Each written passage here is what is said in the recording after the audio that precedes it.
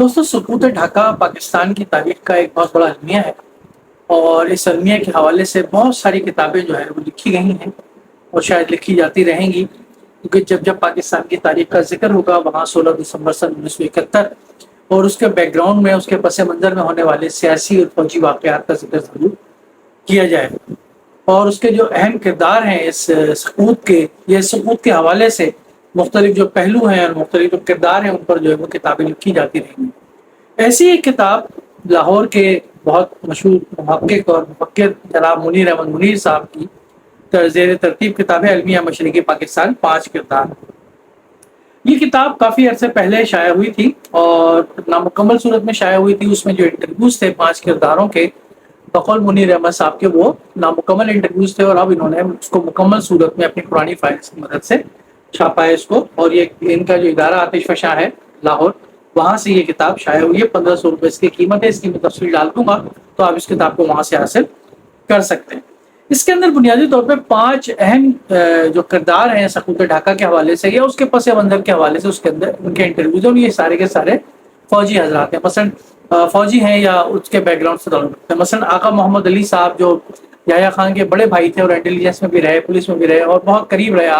یحییٰ خان کے اور سقوط کے دنوں کے حوالے سے، ان کا ایک انٹرویو، بڑا نایاب انٹرویو شامل ہے اس کے اندر۔ اس کے علاوہ یحییٰ خان کا ایک انٹرویو شامل ہے اور غالباً شاید یہ پہلا انٹرویو تھا منیر احمد منیر صاحب کا، جو بہت تفصیل کے ساتھ انہوں نے کیا۔ یحییٰ خان پر جو ہے وہ ضیاء الحق کے زمانے میں، بھٹو کے زمانے میں پابندی تھی کہ وہ بہت سارے اخبارات کو جو ہے اور بہت ساری انٹرویوز وغیرہ نہیں دے سکتے تھے، لیکن منیر صاحب نے کس طریقے سے وہ انٹرویو دیا وہی شامل ہے اس کے اندر۔ جنرل گلسن جو کہ پاکستان کے پہلے کمانڈر ان چیف بھی تھے، بھٹو صاحب نے پھر سیک بھی کر دیا تھا، اور ان کا بھی انٹرویو شامل ہے۔ ایئر مارشل اے رحیم خان جو گلسن صاحب کے ساتھ اور بھٹو صاحب کے ساتھ ایک ٹرائیکر کے طور پر ابھرے تھے، اور کہا یہ جاتا ہے کہ بھٹو صاحب کو اقتدار دلانے میں انہوں نے بہت اہم کردار ادا کیا تھا۔ اے رحیم خان صاحب کا بھی انٹرویو شامل ہے۔ میجر نادر پرویز جو کہ سقوط کے وقت وہاں موجود تھے ڈھاکہ میں، اور پھر وہاں سے انہوں نے فرار حاصل کیا کس طریقے سے کیمپ سے ہندوستان کے، وہ ان کا بھی ایک انٹرویو شامل ہے۔ اس کے علاوہ اس کے اندر بہت ساری تصاویر، نادر و نایاب تصاویر جو ہے وہ شامل ہیں، جو کہ منیر احمد صاحب کی جو دور صحافت ہے اس کی بہترین یادگار ایک طرح سے ہمیں ملتی ہے۔ انٹرویوز میں جیسے میں نے آپ سے عرض کیا کہ جو مختلف کردار ہیں، آغا محمد علی ہیں یا یحییٰ خان ہیں، گلسن ہیں، رحیم خان صاحب ہیں، نادر پرویز ہیں، انہوں نے اپنے نقطہ نظر سے سقوط کے حوالے سے تو مختلف تفصیلات بیان کی ہیں۔ سقوط کے پس منظر میں جو بیک گراؤنڈ میں جو شخصیات تھیں ان کے حوالے سے بہت ساری اپنی ذاتی نوعیت کی گفتگو بھی کی ہے۔ لیکن اس کتاب کا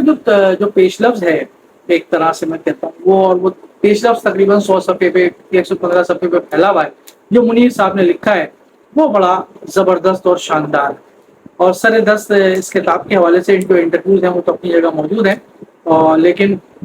انٹرویو سے ہٹ کر صفحہ نمبر 15 سے لے کر کے صفحہ نمبر 125 تک 110 صفحات پر جو مشتمل یہ پیش لفظ ہے، یہ پڑھنے سے تعلق رکھتا ہے۔ یہ بجائے خود ایک بہت بڑی کتاب ہے، اور میں منیر صاحب سے گزارش کروں گا کہ اس کے اندر بہت ساری تفصیلات جو انہوں نے بیان کی ہیں اس کو جو ہے وہ کبھی کتابی صورت میں بھی لے کر آئیں۔ منیر احمد صاحب کیونکہ قائد اعظم کے حوالے سے مدلل اور ثبوت کے ساتھ اور تاریخی حوالوں کے ساتھ گفتگو کرنے کے عادی ہیں، لہذا انہوں نے اس کے اندر یہ رونا رویا ہے کہ قائد اعظم کا جو پاکستان تھا اس کو بتدریج کس طرح ہماری فوجی اور سیاسی جو مقتدرہ تھی اس نے کس طریقے سے زوال کا شکار کیا، اور کیوں جو ہے وہ ایک سقوط جو تھا 1971 کو ہمیں کرنا پڑا۔ اس میں قائد اعظم کے حوالے سے بہت سارے واقعات ہیں۔ قائد اعظم نے افواج پاکستان کے حوالے سے کیا کہا تھا، کوئٹہ کے اندر حلف کے حوالے سے کیا کہا تھا، جہاں انہوں نے کہا تھا کہ آپ آئین کے، پاکستان کے آئین کے جو ہے وفادار رہیں گے، اور اس کی لیٹرل اسپرٹ جو ہے، آئین کے جو الفاظ ہیں اس کے مطابق آپ رہیں گے، اور اس کی اپنی منمانی تعبیر جو ہے وہ نہیں کریں گے، اس کے حوالے سے بھی انہوں نے بیان کیا۔ اس کے علاوہ انہوں نے اپنے نقطہ نظر سے منیر صاحب نے بیان کیا ہے مجیب الرحمان کے متعلق بہت ساری چیزیں انہوں نے ایویڈنسز دی ہیں کہ مجیب الرحمان جو تھے وہ بہت پہلے سے جو ہے 1947 سے جو ہے وہ ہندوستان کے رابطے میں تھے، اور وہ پاکستان کو پسند نہیں کرتے تھے اور پاکستان کو توڑنا چاہتے تھے۔ کوئی سے اختلاف ہو سکتا ہے، منیر صاحب کی اس بات سے کسی کو اختلاف ہو سکتا ہے، لیکن بھارت نے اپنا نقطہ نظر پیش کیا ہے تاریخی حوالوں کے ساتھ، اور تاریخی حوالوں کے ساتھ بھی اس کے بالمقابل ایک نظریہ بھی پیش کیا جا سکتا ہے، کیونکہ ہم یہ بھی جانتے ہیں کہ مجیب الرحمان جو تھے محترمہ فاطمہ جناح کے ساتھ جو تھے وہ موجود تھے، اور ڈھاکہ سے وہ محترمہ فاطمہ جناح جیتی تھیں، اور محترمہ فاطمہ جناح میں یاد رکھنا چاہیے کہ ایوب خان کے خلاف الیکشن لڑ رہی تھی، وہ ایوب خان جنہوں نے اپنی کتاب جو فرینڈس ناٹ ماسٹرز ہے اس کے اندر باقاعدہ ذکر کیا ہے کہ وہ مشرقی پاکستان سے جان چھڑانے کی وہ سوچ رہے تھے، لیکن مجیب الرحمان جو اس وقت مجیب الرحمان نے ایوب خان کا ساتھ دینے کے بجائے انہوں نے محترمہ فاطمہ جناح کا ساتھ دیا، تو اور بہت ساری چیزیں بھی موجود ہیں۔ دوسری ایک اور اہم چیز جو پیش لفظ کے اندر مجھے لگی، جو کہ پہلی مرتبہ میں نے اتنی تفصیل کے ساتھ پڑھا، وہ زبان کا مسئلہ ہے۔ آپ کو معلوم ہے کہ یہ کہا جاتا ہے کہ قائد اعظم محمد علی جناح نے ڈھاکہ کا دورہ کیا تھا تو وہاں پر 4-5 تقاریر کی تھی۔ ایک تقریر کا ایک حوالہ دے دیا جاتا ہے، صرف عام طور پہ جو اعتراضات کرنے والے ہیں قائد اعظم محمد علی جناح پر، وہ ایک جملے کا حوالہ دیتے ہیں کہ پاکستان کی قومی زبان سے یا ریاستی زبان صرف اردو ہوگی تو اس پہ جو بڑا ایجوکیشن ہوا، بڑا ہنگامہ ہوا ہے۔ انہوں نے بڑی خلائی کھول کے رکھ دی ہے کہ ایسا کچھ بھی نہیں ہوا تھا، بلکہ جو احتجاج ہوا تھا اس احتجاج کی تفصیل کے اندر ہی خود مجیب الرحمان اور جو مختلف تاریخی حوالے ہیں اس کے اندر جو بنیادی اختلافات موجود ہیں۔ اور اس کے علاوہ زبان کی بنیاد پر جو ایجوکیشن ہوا تھا، جس میں کہا گیا تھا کہ اس میں اتنے طلبہ جو ہے وہ مارے گئے، جس کی بنیاد پر انٹرنیشنل لینگویج ڈے قرار دیا گیا ہے، اس کے حوالے سے ان کی تعداد کے حوالے سے بھی کافی تضاد پایا جاتا ہے مختلف کتابوں کے اندر، تاریخی حوالوں کے اندر، جس کے بڑی تفصیل کے ساتھ تاریخی حوالوں کے ساتھ پیش کیا، اور غیر جانبدار تاریخی حوالوں کے ساتھ پیش کیا۔ ایسا نہیں کہ انہوں نے پاکستانی حوالوں کے ساتھ پیش کیا، بلکہ انہوں نے جو بنگالی رائٹر تھے ان کی کتابوں کے بھی حوالے لیے ہیں، ہندوستانی کی جو رائٹر تھے ان کی کتابوں کے بھی حوالے لیے ہیں کہ جنہوں نے کتابیں باقاعدہ اس موضوع پر لکھی ہیں، جیسے لینگویج موومنٹ پہ بدرالدین صاحب کی کتاب، اس کا بھی انہوں نے حوالہ دیا۔ ایک اور پہلو جو اس کے اندر جس کو میں عرض کرنا چاہوں گا وہ کمیونسٹوں کا کردار ہے۔ آپ کو معلوم ہے کہ راولپنڈی سازش کیس پکڑی گئی لیاقت علی خان کے خلاف، تو انہوں نے یہ ذکر کیا ہے کہ 1947 کے اندر جب پاکستان بنا تو اس کے بعد ہی جو ایک ہوٹل کے اندر، بمبئی کے اندر غالباً ایک ہوٹل کے اندر جو ایک کمیونسٹوں کی میٹنگ ہوئی تھی، جس میں بدرالدین جو تھے ان کے بقول مجیب الرحمان نے شرکت تو نہیں کی تھی، لیکن وہ کہیں نہ کہیں اس میں ضرور موجود تھے، رابطے میں تھے۔ تو کمیونسٹوں نے جو ہے وہ یہ فیصلہ کیا تھا کہ پاکستان جب قائم ہو گیا ہے تو پاکستان کے اندر جو مشرقی پاکستان ہے وہاں خاص طور پر زبان کے مسئلے کو ہوا دینی اور اٹھانا ہے۔ تو اسی تناظر میں آپ قائد اعظم کی جو تقریر ہے ڈھاکہ کی، جس میں انہوں نے کمیونسٹوں اور کالمسٹ کی جو بات کی ہے کہ ان سے آپ ہوشیار رہیں کہ یہ نفرت پھیلانے کا کام کر رہے ہیں، تو اس کو اس پس منظر میں دیکھ سکتے ہیں۔ بدرالدین جو ہے وہ بنگلہ دیش کے ایک مایہ ناز رائٹر ہیں، طیب جی کے غالباً صاحبزادے ہیں، اور جو کہ لیڈر تھے، اور انہوں نے کام کیا ہے کافی، اور لینگویج موومنٹ پر ان کی کتاب جو مشہور اس کا بھی انہوں نے حوالہ دیا۔ سید سجاد حسین صاحب کی کتاب کا انہوں نے حوالہ دیا، وہ بھی ایک بنگلہ دیش کے مفکر رائٹر ہیں جنہوں نے کتابیں لکھی ہیں اس حوالے سے، سب کچھ کے حوالے سے، اس کا بھی اس کے اندر حوالہ موجود۔ پھر لینگویج موومنٹ کے حوالے سے جو بات کی کہ قائد اعظم محمد علی جناح نے یہ بات کی تھی، تو ظاہر ہے کہ جیسے میں پہلے بھی کہیں عرض کر چکا ہوں، اگر آپ ڈھاکہ کی اس تقریر کو مکمل دیکھیں جو قائد اعظم نے محمد علی جناح نے کی اور اردو زبان کے حوالے سے کی، تو اس کے اندر بڑی واضح طور پر ایک بات نظر آتی ہے جو کہ ہم اس کے پیش رفت میں بھی پڑھ سکتے ہیں، اور اس کے علاوہ آپ قائد اعظم کی تقریر آپ اٹھا کے دیکھیں گے تو آپ کو معلوم ہو جائے گا۔ میں صرف ایک بات یہ عرض کرتا چلوں کہ قائد اعظم محمد علی جناح نے یہ کہا تھا کہ جہاں تک آپ کی مقامی یا صوبائی لینگویج کا تعلق ہے، جو بنگال کی مشرقی پاکستان کی جو لینگویج ہے یا زبان ہے، اس کا جو تعلق ہے کہ وہ کیا ہوگی اور کیا نہیں ہوگی، آپ کی اسمبلی طے کرے گی، آپ کے نمائندے طے کریں گے۔ آپ وہ کوئی بھی زبان اختیار کر سکتے ہیں، چاہے وہ بنگلہ ہو یا کوئی بھی اختیار کر سکتے ہیں، لیکن جہاں تک پاکستان کی ریاستی یا قومی اور زبان کا تعلق ہے تو اردو صرف اردو ہوگی، اور اس کی وضاحت انہوں نے اس تقریر کے اندر کی تھی۔ اور یہ اس لیے کہ اردو جو ہے وہ پاکستان کے طول و عرض میں بولی جاتی ہے، اور یہ رابطے کی زبان ہے، اور اس میں اسلامک لٹریچر بھی کافی حد تک موجود ہے۔ آپ کو معلوم ہے کہ عربی سے فارسی کے اندر جو اسلامک لٹریچر آیا، اور اسلامک لٹریچر پہ فارسی سے اردو میں بہت زیادہ منتقل ہوا، تو انہوں نے اصل میں اردو کو بین الصوبائی رابطے کی زبان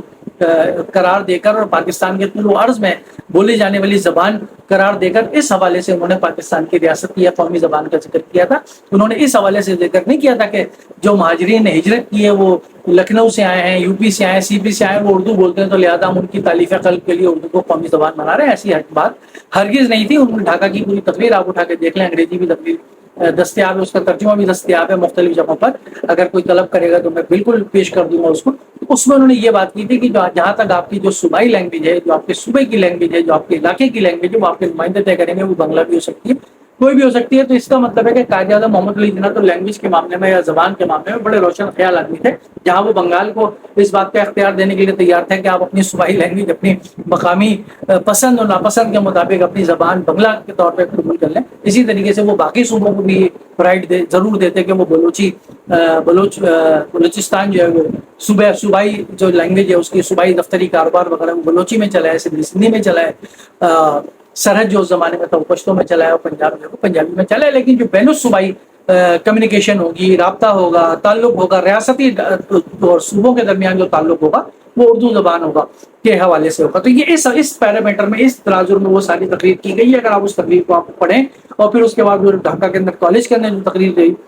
یونیورسٹی میں تقریر ہوئی ہے، اس کو بھی آپ سنیں گے تو آپ یا پڑھیں گے تو آپ کو اندازہ ہو جائے گا کہ قائد اعظم محمد علی جناح نے کس پیرائے میں وہ گفتگو کی تھی۔ تو انہوں نے اسی پیرائے کے اندر یہ بات کی۔ ایک اور بات زبردست آخری بات پیش لفظ کے حوالے سے میں کروں گا، اور وہ یہ ہے کہ انہوں نے یہ بات ذکر کی ہے کہ جب پاکستان کے اندر یہ ہمارے یہاں بہت زیادہ پروپیگنڈا کیا گیا کہ اتنے لوگ مارے گئے بنگلہ دیش کے اندر، مشرقی پاکستان کے اندر لینگویج موومنٹ کے اندر، مجھے بھی اس میں شامل تھا، اور بہت سارے لوگ مارے گئے، طلبا مارے گئے، تو اسی وقت جو ہے وہ ہندوستان میں ہندی کو جو قومی زبان قرار دیا انہوں نے، ایک طرح سے رابطے کی زبان قرار دیا۔ ظاہر ہے کہ وہاں کوئی نیشنل لینگویج تو نہیں ہے، لیکن وہ جو قومی زبانیں ہیں اس کے اندر جو ہندی زبان کو جو پرائرٹی دی گئی، تو اس میں جو وہ علاقے تھے تامل ناڈو وغیرہ کے اس طرح کے علاقے تھے، وہاں جو ایجوکیشن ہوا، وہاں جو لوگ مارے گئے وہ ہزاروں لوگ مارے گئے تھے، لیکن ہمارے یہاں پروپیگنڈے کے زیر اثر صرف یہاں 6 یا 7 لوگ جو بھی مارے گئے تھے، ان کا جو ہے بہت زیادہ ذکر کیا جاتا ہے مشرقی پاکستان میں زبان کے حوالے سے، جبکہ ہندوستان میں ہندی کی جو سرپرستی ہے یا ہندو کو جو تھوپا گیا ہے مختلف زبانوں کے اوپر، ان کے خلاف جو وہاں کی اقوام نے خاص طور پر جو ریاستیں جو بغاوت پر اتر آئی ہیں اور وہ جو ایجوکیشن کر رہی ہے 47 سے، انہوں نے جو ریزسٹنس کی ہے اور وہ جو لوگ مارے گئے ان کا جو ذکر ہمارے یہاں کبھی بھی نہیں کیا جاتا۔ تو کمیونسٹ حضرات جو ہیں وہ راولپنڈی سازش میں باقاعدہ شریک تھے، انہوں نے ذکر کیا ہے، بہت سارے لوگوں نے اعتراف کیا اس کا، خود انہوں نے یہ لکھا ہے کہ میرے پاس نوائے مکتوب پرچہ بھی موجود ہے جس میں فیض احمد فیض صاحب نے بھی اعتراف کیا کہ ہم اس سازش میں شریک تھے۔ تو کمیونسٹ حضرات یا سوشلسٹ حضرات جو تھے وہ راولپنڈی سازش میں شریک بھی تھے، اور اس کے علاوہ جو لینگویج موومنٹ تھی یا زبان کی بنیاد پر جو ایجوکیشن تھا مشرقی پاکستان کے اندر، اس کے اندر بھی جو پیچھے ہاتھ تھا وہ کن لوگوں کا تھا، اس میں بین الاقوامی مداخلت کتنی تھی، ہندوستان کی مداخلت کتنی تھی، اور اس میں مجیب الرحمان کا کیا کردار تھا، اس میں مختلف لوگ تھے ان کا جب کردار تھا اور اس کا نتیجہ پھر کیا نکلا، ان تمام چیزوں پر انہوں نے بڑی گویا ہے منیر صاحب نے بڑا درد رکھتے ہیں دل میں پاکستان کے حوالے سے، قائد اعظم کے حوالے سے، قائد اعظم کے پاکستان کے حوالے سے، اور اس کے بعد انہوں نے بہت تفصیل کے ساتھ اس کو ذکر کیا ہے۔ تو یہ بنیادی طور پر جو انٹرویوز ہیں وہ تو خیر اپنی جگہ ہیں ہی، لیکن جو کتاب ہے، جو پیش لفظ ہے، جیسے میں نے آپ سے عرض کیا، وہ بھی کوئی کمال ہے۔ آخر میں جو آخری صفحے پر انہوں نے بڑا قائد اعظم کی مزار کی تصویر کے ساتھ ایک چند الفاظ لکھے، اس پر میں اپنی بات ختم کرتا ہوں۔ ہماری بدسلوبی ہے کہ قائد اعظم محمد علی جناح کو ہم نے دفن کر دیا، ہماری بدنصیبی ہے کہ بیوروکریٹس اسکندر مرزا، جنرل محمد ایوب خان، جسٹس محمد منیر بدستور دندنا رہے ہیں۔ دیوار چمن پہ زاغ و زغن مصروف نہا خانی میں، دیوار چمن پر زاغ و زغن مصروف نہا خانی میں، ہر شاخ پہ الو بیٹھا ہے، انجام گلستہ کیا ہوگا، کمال صلاح پوری کا یہ شعر اس پر انہوں نے ختم کیا ہے۔ امید ہے کہ آپ یہ کتاب ضرور پڑھیں گے۔ جو فوجی نقطہ نظر ہے، اسٹیبلشمنٹ کا نقطہ نظر ہے سقوط پاکستان پر، وہ بھی آپ کے سامنے آ جائے گا، اور پیش لفظ تو پڑھنے کی چیز ہے جس میں آپ پاکستان کی تاریخ کو اپنے آنکھوں سے ہوتا ہوا دیکھ سکتے ہیں، اور ہمارے ساتھ جو المیہ ہے اس کا بیک گراؤنڈ اور پس منظر اچھی طریقے سے سمجھ سکتے ہیں۔